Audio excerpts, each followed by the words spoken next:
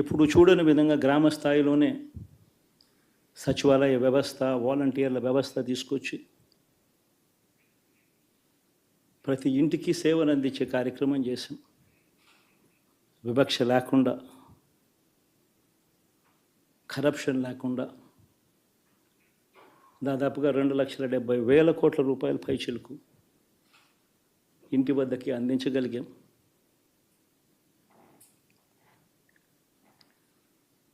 ఇప్పుడు చూడని మార్పులు తీసుకురావడమే కాకుండా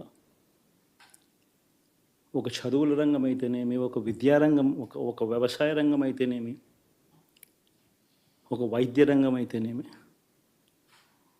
ఏ పేదవాడు ఎప్పుడూ ఇబ్బంది పడకూడదు అని ఎప్పుడు ఊహించని విధంగా మార్పులు తీసుకొస్తూ పేదవాడికి అండగా నిలబడగలిగాం. విమెన్ ఎంపవర్మెంట్ అంటే ఇది, మహిళా సాధికారత ఇది అంటే ఇది అని ప్రపంచానికి చాటి చెప్పగలిగాం.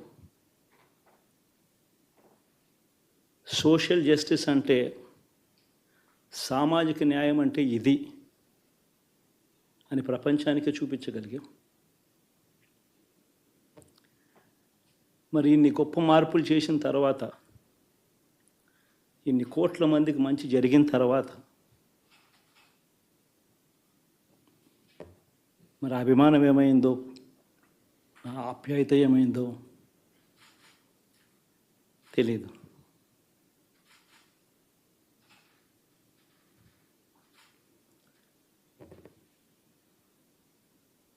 ఎవరో మోసం చేశారో, ఎవరో అన్యాయం చేశారో అని చెప్పి అనొచ్చు, కానీ ఆధారాలు లేవు.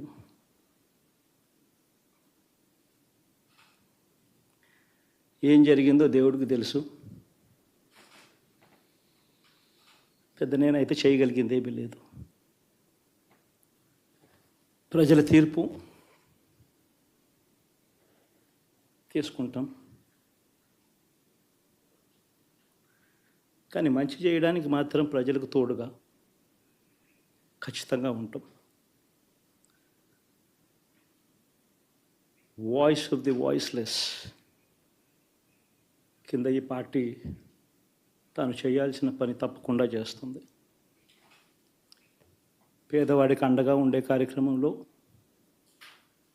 ఎప్పుడూ కూడా పేదవాడికి తోడుగా ఉంటూ గలం విప్పుతుంది, పేదవాడికి అండగా నిలుస్తుంది.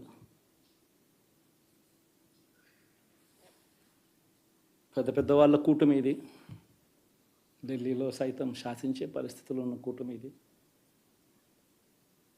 ఆ కూటమిలో ఉన్న బీజేపీకి, ఆ కూటమిలో ఉన్న చంద్రబాబు గారికి, ఆ కూటమిలో ఉన్న పవన్ కళ్యాణ్ గారికి, అందరికీ కూడా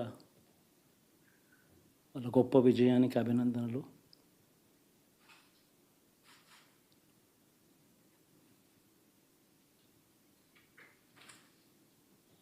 ఓడిపోయినా కూడా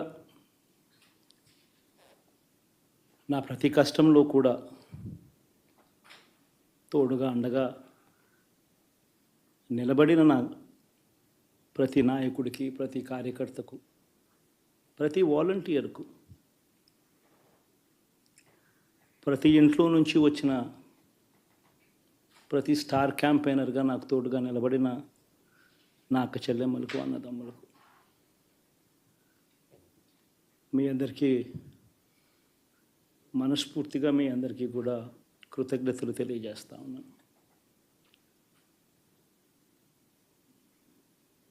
ఏం జరిగిందో తెలియదు, కానీ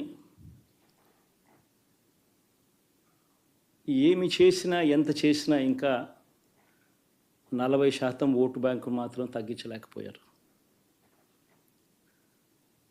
ఖచ్చితంగా మళ్ళీ ఇక్కడి నుంచి లేస్తాం.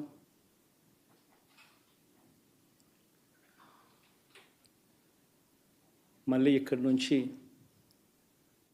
గుండె ధైర్యంతో నిలబడి మళ్ళీ లేస్తాం. ప్రతిపక్షంలో ఉండడం కొత్త కాదు, పోరాటాలు చేయడం అంతకన్నా కొత్త కాదు. నా రాజకీయ జీవితం అంతా కూడా ప్రతిపక్షంలోనే గడిపా, ఈ 5 సంవత్సరాలు తప్ప. పోరాటాలే చేశా, రాజకీయ జీవితంలో ఎవడు చూడని కష్టాలు కూడా అనుభవించా.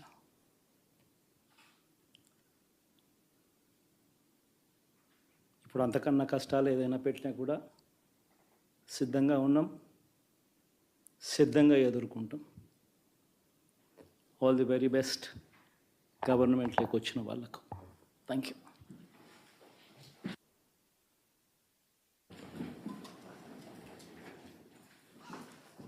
ఎలా ఉండబోతుంది కొత్త పత్ర? విధంగా జరగని విధంగా పెట్టుబడికి సహాయంగా అందించే కార్యక్రమం మొట్టమొదటిగా